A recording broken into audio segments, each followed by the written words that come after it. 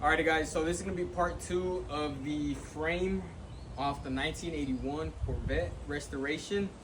So for this video, I am gonna be grinding down the frame with a flap disc, and I will be doing it with the wire brush.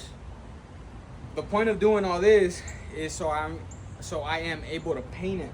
As soon as I'm done with this, if I get it all done today, I will spray it down with some brake cleaner and I will end up painting it. If all goes well, should be able to see all that in this video. All that today.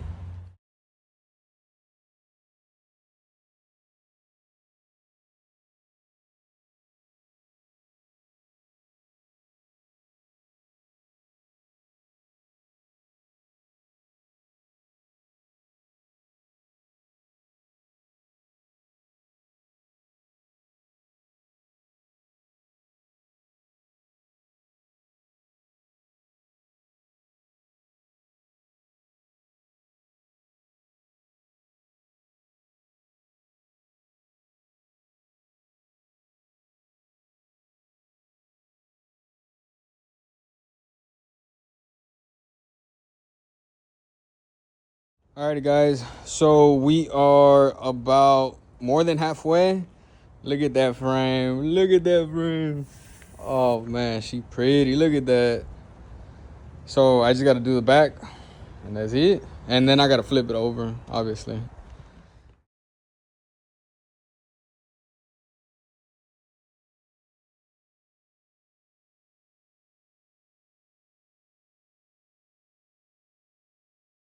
Guys, so it is like 6:30 in the afternoon. I've been working on this frame since I want to say about 10 o'clock in the morning, and it's already 6 and we're on the last stretch. I got the frame grinded down, damn near most of it. It's imperfect. There's right here, I can't really get into it with the grinder for the reason that this bevel right here, if I get in it, it'll throw it all off and it'll hit me. The grinder will come back, kick back on me. You know, I tried a little bit on this one, but this one I'm just done. Anyways, so I grinded it down as much as I could, and now before I start painting, I am going to start cleaning the frame with, this is rags and gasoline. So I'm gonna wipe them down. I'm gonna wipe down the frame like this to try to get as much gunk as I can, and this will prep it for paint. So yeah, let's start.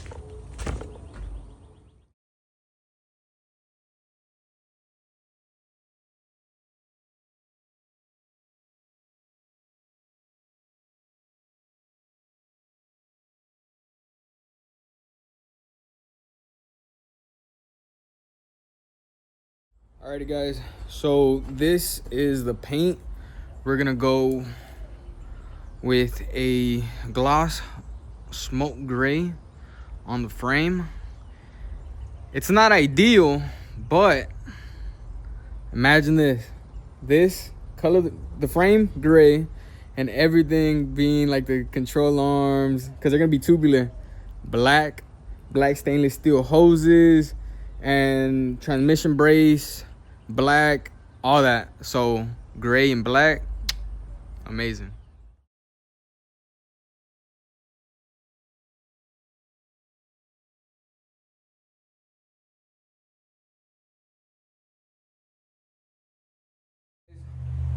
All right guys, so it's Tuesday.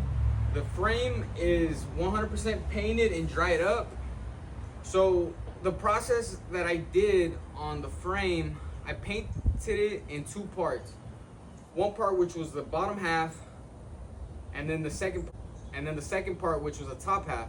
So for the first half, I did 2 layers on it. So for these 2 layers, the first layer I painted it with a regular brush.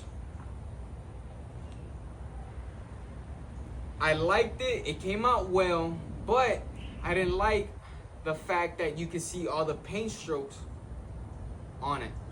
So to compensate for the paint strokes, I had to swap over to a roller. But this isn't your regular roller. This roller, unlike the normal ones for the interior of homes, it's not the fuzzy kind. This one is a sponge. So right here where I squeeze, it just lets it all out. So these rollers are really good. And roll it on, it leaves a nice thick layer, which that's what I want since this is metal and I don't want to be seeing no goddamn fucking strokes, you know? So I did the bottom half in 2 parts.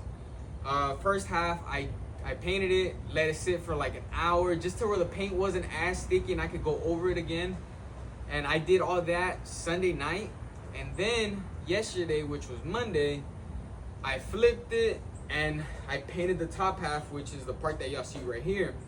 So for the top part, I did the same thing. I went over it with the paintbrush.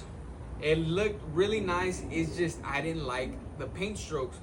You know, since it's all these fibers of hairs, you can see the hair print from the paint onto the frame. And I didn't like that. So I swapped over, like I said, to this sponge paint.